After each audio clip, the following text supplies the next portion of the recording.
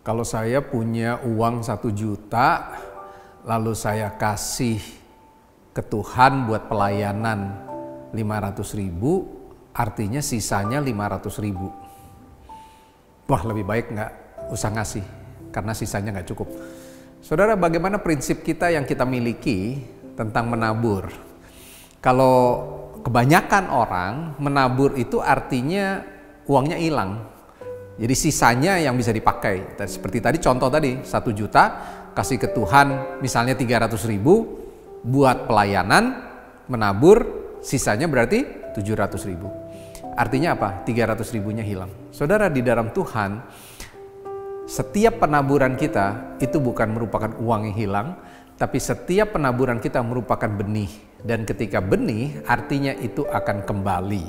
Tapi tentunya, saudara, ketika kita menabur, prinsip yang salah adalah juga motivasi hatinya salah.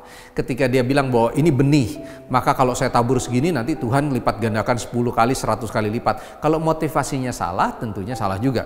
Nah, pemberian yang menyenangkan hati Tuhan menurut 2 Korintus 9 ayat yang ke-7 adalah dengan rela hati, dan dikatakan bukan dengan sedih dan bukan dengan paksaan, tetapi dengan sukacita katanya. Saudara, kerelaan hati berbicara tentang keputusan.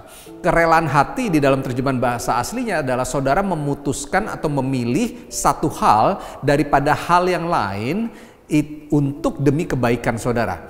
Itu adalah arti kerelaan hati. Artinya ketika saudara menabur, maka itu keputusan untuk saudara ambil karena keputusan itu lebih baik buat hidup saudara, sehingga itu bisa mendatangkan sukacita. Kenapa? Karena sesuatu yang baik tentunya mendatangkan sukacita.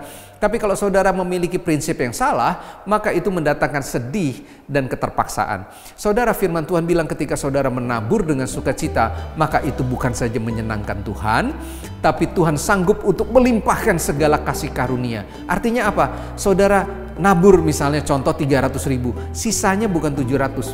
Lalu saudara bilang nggak cukup nih. Ingat, ketika itu didasari dengan sukacita, sukarela karena hati yang mengasihi Tuhan, maka katanya Tuhan sanggup melimpahkan kasih karunia.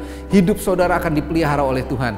Di dalam kita memberi, jangan pernah hitung-hitungan dengan Tuhan, karena Tuhan tidak bisa dihitung dengan kalkulator. Selamat menjadi berkat, selamat memberi, selamat berdampak. Tuhan berkati kita semua. God bless.